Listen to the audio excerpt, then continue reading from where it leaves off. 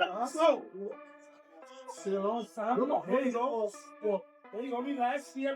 Sparring a big boy, a heavyweight boy, and Tank hit that nigga. He hit him so hard that he was on the top of the ropes just like this. It allowed Jake Paul's brother to be in there and be able to last with a smaller man, a smaller, older, greater fighter who's mostly was concentrating on defense more than just offense.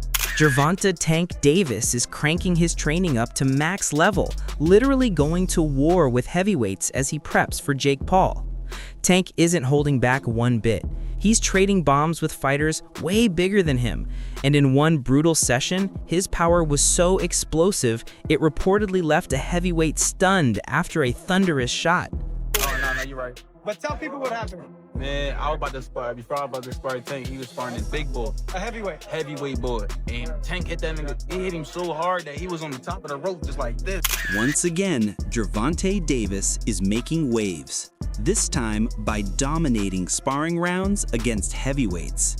Known for his knockout power at lightweight and super lightweight, Tank is showing that size means nothing when precision and timing are on point. Recent clips show him snapping off clean combinations with scary speed and control. Every move looks calculated, dodging counters, landing crisp shots, and proving he's building not just strength, but the endurance to handle anyone Jake Paul brings his way. Look like he's playing pool with his shorts. Oh, let me see this, bro. Punch when he punch, yeah. Punch when he punch. Punch when he punch. Yep. They ain't stopped fine. We slowed down. Now we're going to commit trying again. That's what we do. We reload and come back. Yeah, we ain't got to get close, man, because we know you're scared to get close. Get close, man. Keep rolling, kid. All the way down low. Come to me, baby. Even with a big size gap, Tank keeps pushing himself against much heavier opponents. These sessions aren't about brute force, they're about mastering control.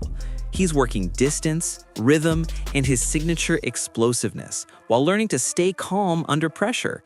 His camp says it's all about sharpening angles and timing to deal with Jake Paul's unpredictable style. Jake's main advantage is size, so Tank is flipping that narrative, getting used to it early. It's pure discipline and confidence in action. Here's a clip of Gervonta Tank Davis releasing footage of him training and sparring with the heavyweight ahead of his showdown with YouTube sensation turned professional boxer Jake Paul that's set to take place November 14th in Atlanta, Georgia at the State Farm Arena. Tank Davis is 5'4" and he weighs in at 135. His last fight, he actually was 133 pounds. Jake Paul is 6'1" with a 76-inch arm reach, and he weighed in at 199 pounds his last fight. And fight before that, he weighed in at 224 pounds. Gervonta Tank Davis has a 67-inch arm reach. This is why this fight has to be ruled an exhibition and not a real professional boxing match, because no boxing commission would sanction it. Let me know what y'all think about this. As you see, Tank Davis is using and working on movement. Let me know. I'm gone. Peace. Former UFC star and fight analyst Chael Sonnen didn't hold back. He says Gervonta Davis carries the reputation of real boxing into this matchup. No matter what Jake Paul's done to bring attention to the sport, Sonnen insists it's on Tank to remind fans what elite boxing looks like. For Sonnen, this isn't just a fight, it's a statement. Tank's goal is to prove that skill, precision, and experience still beat social media buzz. A knockout here wouldn't just be a win, it'd be a message to the boxing world. Which is to let anybody know that's listening that it doesn't make any difference, that boxing is a real sport. My skills versus your skills, of which I have an abundance of and of which you have none of.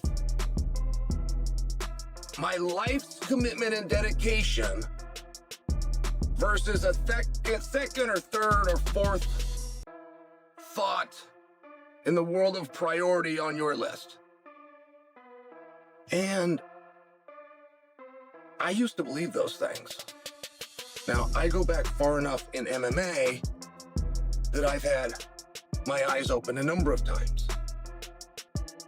The fact that karate was so incredibly useless, or the fact that Jeet Kune Do was so incredibly useless, like, these were not things that I would have bet on when I was in high school.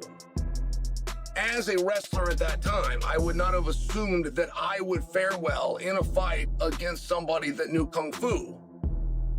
We had all been falsely led through Hollywood. Not through competition, not through sport, not through understanding of the game, but just through Hollywood. We were told that those guys were the most dangerous guys. So, we then eventually get up to Conor McGregor versus Floyd Mayweather, which had a weight discrepancy, but it was very small. I mean, I watched him weigh in, I want to say it was like 8 pounds. As fight week approaches, footage confirms Davis is still sparring with heavyweights, and these aren't soft sessions.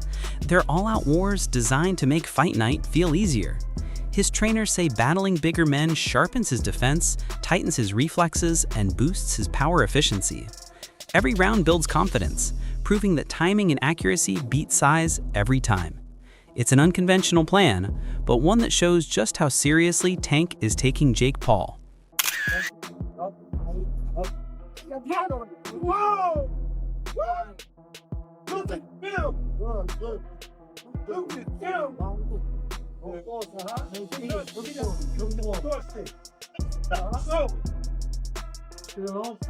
There you go. There you go. Relax. See everything come. Everything's come.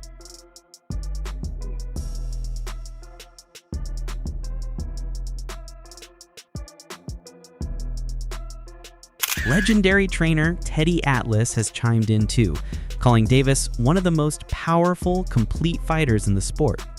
Atlas says Jake's size won't matter once the bell rings. Experience will. Tank's faced every type of opponent: slick counterpunchers, aggressive brawlers, tall technicians. Meanwhile, Jake hasn't seen that level of competition. Atlas argues the people asking, what if Jake lands one big shot, miss the point. Tank's adaptability under fire is what separates him from entertainers who just step into the ring for show. You have one guy who, yeah, he's smaller, but he's a top fighter, he can punch. And he's fighting a guy who's not a top pro fighter, who's bigger. What if he hits him on the chin? What if he hits him on the chin? It'll wind up selling. And that's what'll wind up selling it. The what if. What if Tank makes him do a cha-cha? He hits him on the chin, and Jake Paul, we're gonna find out if he can dance. Whoa, whoa, whoa, whoa. You know, do the cha-cha. That's what's gonna sell it. And you can't argue that what if. You can't. I know I get to places that other people won't go and everything else. They just dismiss stuff because it's easier to do that. It's safer to do that. You don't have to bows and arrows coming at you from people that argue with you because you did that. But I don't care. I've had bows and arrows my whole life. I don't care. But that's true. That what if? What if this guy who is a real good puncher, who is one of the best fighters in the world right now, what if he hits him? What if he makes a miss and he counters him? Or he jumps up in the air. Bang! And he hits him. Sid Terrace was a great fighter. No, not the 1700s, but years ago. And Customato told me he loved Sid Terrace. He said, Teddy, he used to jump up in the air and hit you with 3 jabs. I said, whoa, man, Sid Terrace. All right. Anyway, look, I can't finish without saying that it did invoke some memories and thoughts that we've been here before in a different way, where Jake Paul's brother fought Mayweather. That's not forget. And I'm not saying I like that either.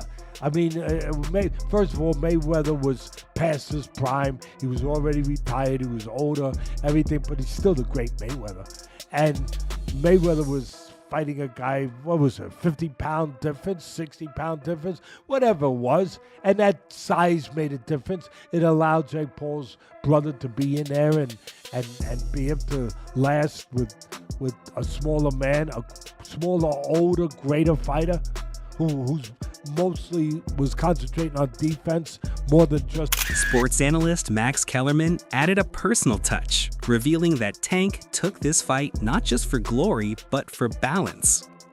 After years of non-stop training and title defenses, he wanted a fight that excites fans and secures his future.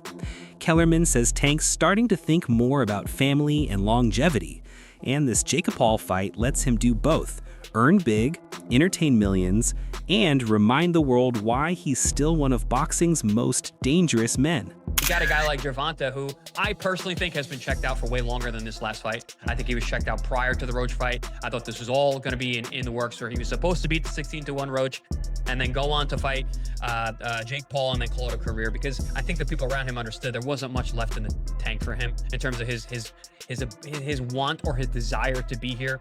He did an interview with Dan Canobio about 18 months ago where he was like, yeah, man, I just kind of want to raise my family. I don't know how much left of the boxing for me. I don't want to see a therapist. I want to, I need to, but like, I don't want to take away from my fighting. But I think it's time for me to do stuff like that. So I think the writing's been on the wall for Tank for a while. So that draw was kind of just like, I was on the way out anyway. I don't need to go back in there. And I said it at the end of that fight. I'm like, there's no way we see that rematch. He was so uncomfortable in that ring with Roach. He doesn't want to feel that again. He showed that night. So I'm not surprised that fight's not happening. I'm not even surprised he's fighting.